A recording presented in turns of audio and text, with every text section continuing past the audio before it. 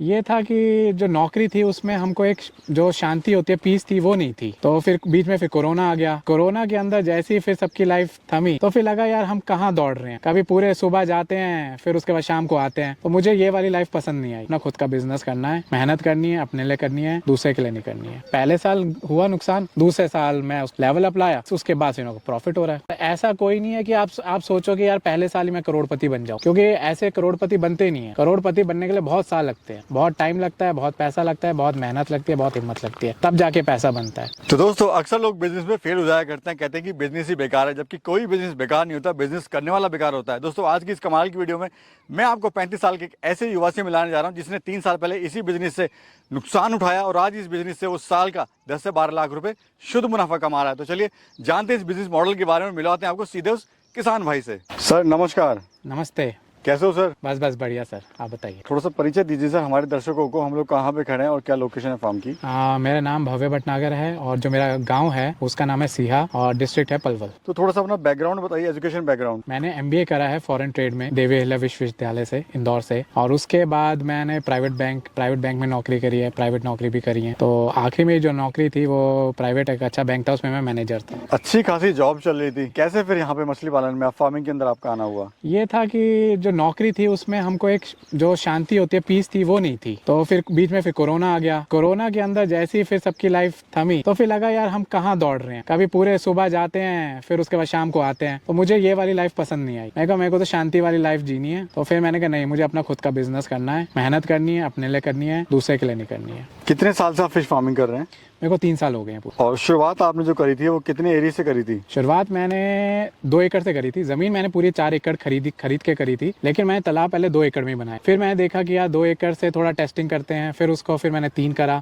फिर मैंने पूरा आखिरी को पूरा 4 एकड़ को पूरा अपने एरिया को पूरा डेवलप करा। तो भव्य जी आपकी जो स्टोरी बड़ी दिलचस्प रही है। आपने एक तो जॉब छोड़ी, दूसरा उसी साल में यानी जब जॉब छोड़ने के पहली साल में आपको नुकसान हो गया। और अक्सर जब हमारा कोई भी युवा साथी है, कोई भी फार्मर या कोई भी बिजनेसमैन जब पहली साल में यानी पहली बार नुकसान उठाता है तो कहता है बिजनेस ही बेकार है, कई तरह की बातें बताता है, ऐसा नहीं होता, वैसा नहीं होता। तो सर क्या आपके अंदर क्या वो चल रहा था जो आपने फिर इसी बिजनेस की शुरुआत करी? देखिए, एक तो जब पहले साल जब मैं घुसा, मेरे को ये पता नहीं था कि किस टाइम पे अपनी मछलियां डालनी होती है। और दूसरा नुकसान मेरे को मेरी वजह से हुआ। मछली इसमें कोई गलती नहीं है। मैं जब घुसा था तो मेरे को आइडिया था कि कितना इसमें डिमांड और सप्लाई में गैप है। तो वो ये मेहनत करो तो यार आप सोचो कि यार पहले टाइम में ही आपको एकदम से आप ऊपर पहुंच जाओगे, तो पॉसिबल नहीं है। कम से कम 2-3 साल हर बिजनेस में लगते हैं। पहले साल हुआ नुकसान, दूसरे साल मैं उस लेवल अप लाया, फिर 30 उसके बाद फिर प्रॉफिट हो रहा है। और अभी तो मेरा और बढ़ेगा ही प्रॉफिट। तो हिम्मत नहीं हारनी चाहिए, पेशेंस का खेल है। और ऐसा कोई नहीं है कि आप सोचो कि यार पहले साल ही मैं करोड़पति बन जाऊं, क्योंकि ऐसे करोड़पति बनते नहीं है। करोड़पति बनने के लिए बहुत साल लगते हैं, बहुत टाइम लगता है, बहुत पैसा लगता है, बहुत मेहनत लगती है, बहुत हिम्मत लगती है, तब जाके पैसा बनता है।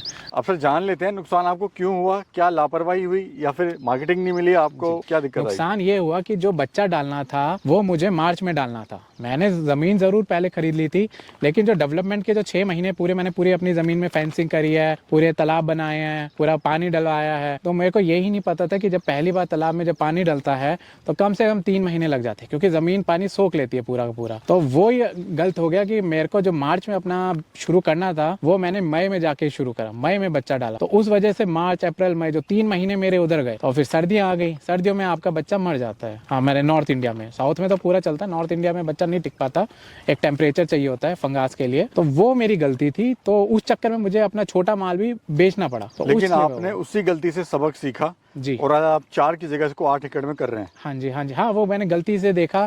फिर उसके बाद फिर मेरे को सबक मिला। फिर उसके बाद मैंने अगले साल से और मेहनत करके मार्च में बच्चा डाला, उसको फिर पूरा अच्छा बड़ा करके बेचा। और उसके अगले साल मैंने उससे भी एक कदम आगे बढ़ा। उसके कदम मैंने कि रेट का कहाँ पे किस टाइम रेट अच्छा मिलता है, मैंने उस समय का इंतजार करा, उस समय अपना मैं माल बेचता हूँ, इसलिए मुझे मुनाफा होता है। तो अभी सर फीड में आप क्या खिला रहे हैं और कितना टाइम आप इनको देते हैं दिन में? देखिए, मैं मत्स्य सेतु की जो फीड है वो खिला रहा हूँ और इसको मैं 3 टाइम खाना खिलाता हूँ। और बेसिकली इसका हमारे जैसे साइज़ बढ़ता जाता है, जब साइज़ छोटा होता है तब हम 6 बार खिलाते हैं, जैसे साइज़ बढ़ता है फिर 4 बार करते हैं।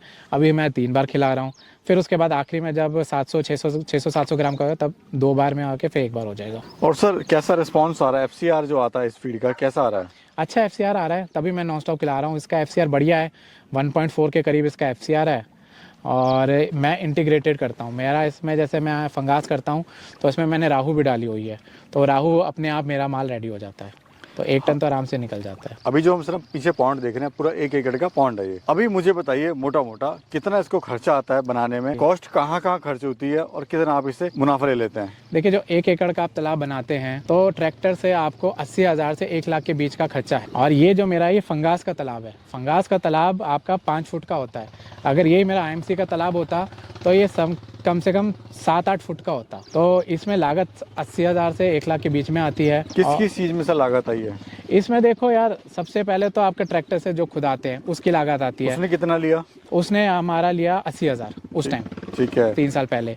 उसके बाद फिर आप मोटर लगाएंगे तो उसका आता है खर्चा, उसमें 1 लाख रुपए लगता है, क्योंकि आपका ट्यूबवेल से ही पानी लेंगे, आप ऊपर से तो पानी ले नहीं सकते। चलिए 2 लाख रुपए मान लिया हमने। 2 लाख ये खर्चा आ गया। फिर उसके बाद आप फेंसिंग लगाते हैं सो दैट कि आपको सिक्योरिटी चाहिए, नहीं तो कोई भी आके चोरी हो जाएगी। फिर उसकी फेंसिंग लगती है, फिर आपको पूरी उसमें कैमराज लगते हैं सिक्योरिटी के लिए। तो ये देखो ऑप्शन है, कोई लगाना चाहे ना लगाना चाहे। हाँ, तो एक तो आपने जमीन खुदवाई जी, उसका खर्चा, प्लस बोरिंग कराई उसका खर्चा जी। और बच्चा कितने का डाला आपने? मैंने डाला था 3.5 लाख का, 1 एकड़ में नहीं, अपने 4 एकड़ के मैं बता रहा हूँ। तो आप मोटा मान लीजिए 1 लाख से थोड़ा कम का बच्चा डाला होगा एक तालाब के। अगर आप ठीक है, तो अभी 3 लाख मान लेते हैं। 3 लाख बच्चा हो गया, आपका डिगरिंग कॉस्ट हो गई जी, और प्लस आपका ये फेंसिंग का हो गया। और खाने में क्या कॉस्ट आई सर? खाने में जो असली जो खेल है, फंगास और IMC का अलग अलग चलता है। तो अगर आप फंगास की बात करें, जिसका मेरा मेन 70-80% मेरा फंगास का बिजनेस है, तो इसके अंदर करीब 6 से 7 लाख की फीड डल जाती है, और जो माल है वो करीब 10 टन से ऊपर रेडी हो जाता है। यानी 1 साल में 6 से 7 लाख का माल फीड इसमें डल जाती है। जी। और आपको 10 लाख से ऊपर ये दे के चली जाती है, 10 से 12 लाख। तो सर अगर 7 लाख हमने की फीड ही खिला दी, 7 और 3 वो पूरा खर्चा 10 लाख, तो ये होगा सीधा। तो उसमें आप ये देखिए ना, एक फिक्स्ड कॉस्ट होती है, एक करंट कॉस्ट होती है। आप जो फिक्स्ड कॉस्ट लगा रहे हैं, जैसे तालाब खोदने का खर्चा या फिर आप जो बोरवेल का खर्चा, आप उसको काउंट मत करिए। एक ऑपरेशन कॉस्ट होती है, एक फिक्स्ड कॉस्ट होती है। फिक्स्ड कॉस्ट को आपने एक बार लगाया और वो एकदम से मिलते, उसको आप भूल जाइए। आप वो लगाना है। आप सोचो कि भैया मेरी जो फिक्स्ड कॉस्ट है वो भी पहले साल निकल जाएगी, वो ऐसा नहीं होता, वो कहीं नहीं होगा। आप सिर्फ ऑपरेशन कॉस्ट पे ध्यान दीजिए। ऑपरेशन कॉस्ट का मतलब होता है कि भैया मेरे को बिजनेस करने में स्टार्टिंग अभी क्या लागत लग रही है। वो जैसे कि लेबर की कॉस्ट हो गई, 10 से 12 हज़ार जो लेबर की सैलरी होती है। फिक्स ये जो आप फीड डाल रहे हैं उसकी कॉस्ट हो गई, या फिर जो बिजली का बिल होता है वो हो गई। ये आपकी ऑपरेशन कॉस्ट होती है। आप उसको देखिए कि उस पर आपका कितना खर्चा बैठ रहा है और आपको मुनाफा कितना हो रहा है। तो ये 6 लाख का होता है। अभी सर मुझे ये बताइए कि जो बच्चा इसमें डाला था जी, वो कितने का आपको पड़ा था? देखिए, जो बच्चे की जो कॉस्ट होती है वो 6 रुपये से 7 रुपये के बीच की होती है। 10 ग्राम का बच्चा, वैसे तो छोटा भी आता है, उसे 100 लाइन का बच्चा बोलते हैं। हम 100 लाइन का बच्चा डालते हैं मार्च में, वो आता है 6 रुपये का। और एक तालाब में आप 15,000 से ऊपर आप डाल सकते हैं। तो भैया अगर आज बच्चा डाला तो कितने दिन में कितने किलो का हो जाता है वो? देखिए, ये 5 महीने में रेडी हो जाता है माल। आप जैसे मार्च में अगर बच्चा डालते हो, मार्च, अप्रैल, मई, जून, जुलाई के एंड तक, अगस्त में आपका हार्वेस्टिंग का टाइम शुरू हो जाता है। और उसके बाद आप फिर से आप दूसरा बच्चा डाल सकते हो और उसको आप दिसंबर के में आप अपना उसे बेच सकते हो। ऐसे लोग हमारे यहाँ पे 1.5 फार वो कल्चर करते हैं। एक पूरा कल्चर कर लेते हैं 1 किलो का, दूसरा कल्चर करते हैं वो 500-600 ग्राम में निकाल देते हैं।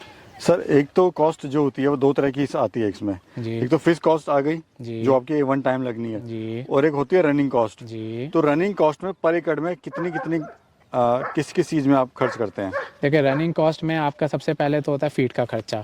ठीक है, आप देखिए जितनी फीड खिलाएंगे उस हिसाब से आपका माल बढ़ेगा। अगर आप सोचेंगे मैं फीड कम खिलाता हूँ और माल बढ़ जाए, वैसा नहीं होगा। जितने किलो आप फीड खिलाएंगे उसी हिसाब से आपका माल रेडी होगा। जैसे मान लीजिए कि अगर मुझे 1 किलो करनी है मछली को, तो मुझे मान के चलिए 1 किलो 300 ग्राम या 1 किलो 500 ग्राम तक का, 1.5 किलो मान लीजिए, 1.5 किलो आपको फीड 1 किलो करने के लिए रेडी करनी पड़ेगी।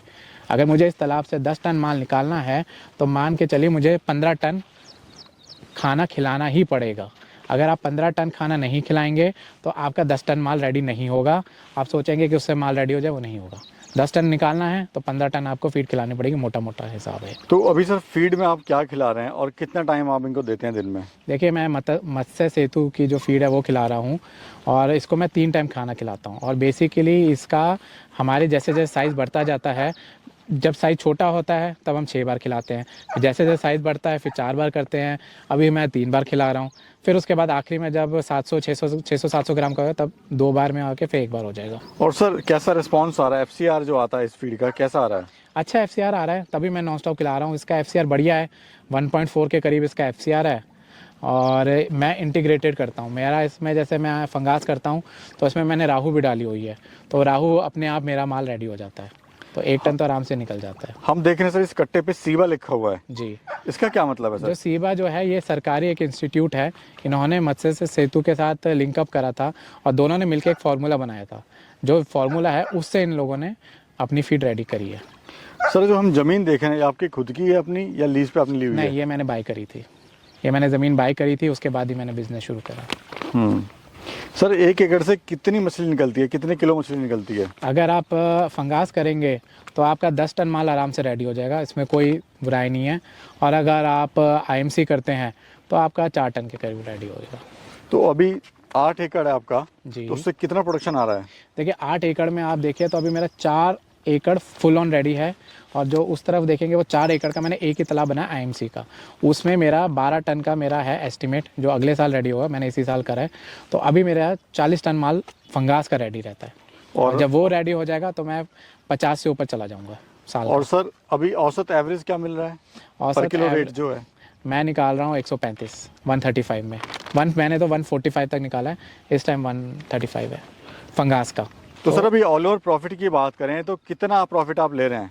मैं इसे 12 लाख के करीब प्रॉफिट ले रहा हूँ, पर एकड़ मैं 3 लाख के करीब ले रहा हूँ, तो उस हिसाब से मेरा हो जाता है 12 लाख के करीब एक साल में। सर पेमेंट वगैरह कैसे होती है? हम देख रहे हैं अभी यहाँ पर लेने आए मछुआरे जो हैं ये मछली लेके जा रहे हैं यहाँ से। देखिए, ये हमारे इस बिज़नेस की सबसे अच्छी जो खूबी लगी उसमें से एक खूबी ये है, ये हमारा पूरा कैश बिजनेस है। इसके अंदर एक हाथ दे एक हाथ ले वाला सिस्टम है। नॉर्मली जो बिजनेसेस होते हैं उसमें आपको भाई हाथों हाथ पैसा नहीं मिलता है, आपको क्रेडिट पे ही अपना माल बेचना पड़ता है, और उसके बाद फिर वो 1 महीना 2 महीना कई तो 6 महीने तक आपकी पेमेंट रोक के रख लेते हैं। इसमें आपके जो वो है आते हैं, एजेंट्स आते हैं, ब्रोकर्स आते हैं, वो आपको यहीं पर ही आपका पूरा माल का पूरा पैसा देंगे, और उसके बाद आपको उसी वक्त आपका पूरा पैसा मिल जाएगा। अगर कोई हमारा गरीब किसान से शुरू करना चाहता है तो कैसे शुरुआत करे और क्या इससे प्रॉफिट ले सकता है, कितना खर्चा उसको आएगा? देखिए, अगर किसान अपना करना चाहता है तो मैं उसे सजेस्ट करूँगा वो छिलकारी करे, IMC करे, फंगास पे ना जाए, और वो 2 एकड़ से शुरू करे। और 2 एकड़ उसमें कोई अपना कोई किसी बंदे को रखने की ज़रूरत नहीं है, वो खुद करे। 2 एकड़ का अपना तालाब खोदे, IMC की मछलियाँ डाले, राहू कतला मृगल, और उससे वो रेडी करे, उसमें उसको भी अच्छा मुनाफा मिल जाएगा। अच्छा सर, इसमें ये बताइए सरकार से कोई हेल्प वगैरह मिलती है क्या? सरकार से सब्सिडी मिलती है। मैंने ज़मीन पे सब्सिडी, मैंने जो तालाब खोदा है उस पर मैंने पूरी सब्सिडी ली है, और काफ़ी अच्छा ये सरकार ने करा हुआ है। प्रधानमंत्री मत्स्य योजना बोलते हैं उसको, एंड उसके अंदर आपको 7-8 लाख की आराम से मिल जाती है सब्सिडी। तो सर मुझे ये बताइए, जब आपको नुकसान हुआ था पहली साल तो आपने हिम्मत नहीं हारी? नहीं, मैंने बिल्कुल हिम्मत नहीं हारी थी। एक्चुअली जब मैं इस बिज़नेस में जब घुसा, नॉर्मली क्या होता है जब लोग बिज़नेस करने आते हैं तो वो क्या, अगर आप नौकरी वाले हैं, अगर आप बिज़नेस वाले हैं तो बात अलग है। अगर आप नौकरी वाले लोग हैं तो क्या होता है कि आप नौकरी भी करना चाहते हैं साथ के साथ, और फिर सोचते हैं कि भाई मेरा पहले बिज़नेस सेट हो जाए फिर मैं नौकरी करूँगा। लेकिन मैंने ऐसे नहीं करा, मैंने अपनी पूरी नौकरी छोड़ी, फिर उसके बाद मैं बिज़नेस में घुसा, और मैं अपने दिमाग में पहले दिन से लेकर आया था कि भैया आगे खाइए पीछे कुआं है। और जब मेरे को नुकसान हुआ तो मैं कहा मैं नहीं डरने वाला, हुआ कोई बात नहीं। दिल आपको बहुत बड़ा होना चाहिए अगर आप इस बिज़नेस में आते हैं, नुकसान होगा। मेरे को अभी तक याद है जब मेरा पहला साल था, जब मैं अपने पहली क्रॉप लेके गया था, मंडी के अंदर लेके गया था, उस दिन बारिश हो रही थी, उस दिन मेरा 3 क्विंटल माल मर गया था। पहले दिन जब मैंने माल बेचा तो मेरे को इतना बड़ा बुरा लगा था, और उस टाइम मुझे किसी ने बताया ही नहीं था कि भैया आप जब तालाब शिफ्टिंग करते हैं तो कितना आपको माल एक ट्रक के अंदर डालना होता है, और कैसे उसमें क्या क्या चीज़ें डालनी होती है सो दैट आपका माल ना मरे। वो दिन बारिश भी हो रही, मुझे अब तक याद है 3 क्विंटल माल मरा था, लेकिन मैंने हिम्मत नहीं हारी। मेरे सामने पूरी मरी हुई मछलियाँ थी। बट देखो, खेल सारा हिम्मत का है। आज वही दिन है सर, उस टाइम आपको 0 इनकम हुई, और आज 3 साल बाद के बाद आप इसी हाँ से। यार, अब देखो बिजनेस के अंदर अब जैसे मैंने अपना पूरा बना लिया, अभी मैं ये नहीं बोलूँगा भैया मैंने बहुत ज़्यादा कर लिया। अभी मैं रनिंग प्रोसेस में हूँ, और वो मुझे पता है कि 15-20 साल में मैं अपना ठीक ठाक कर लूँगा। अभी मैं लाइफ अपनी शांति से जीता हूँ, आराम, बहुत रिलैक्स मोड में रहता हूँ। मेरे को ये नहीं कि भैया सुबह 9 बजे ऑफिस के लिए भागना है, शाम को 6-7 बजे घरों के आ रहा हूँ। यहाँ पे मैं आराम से रहता हूँ।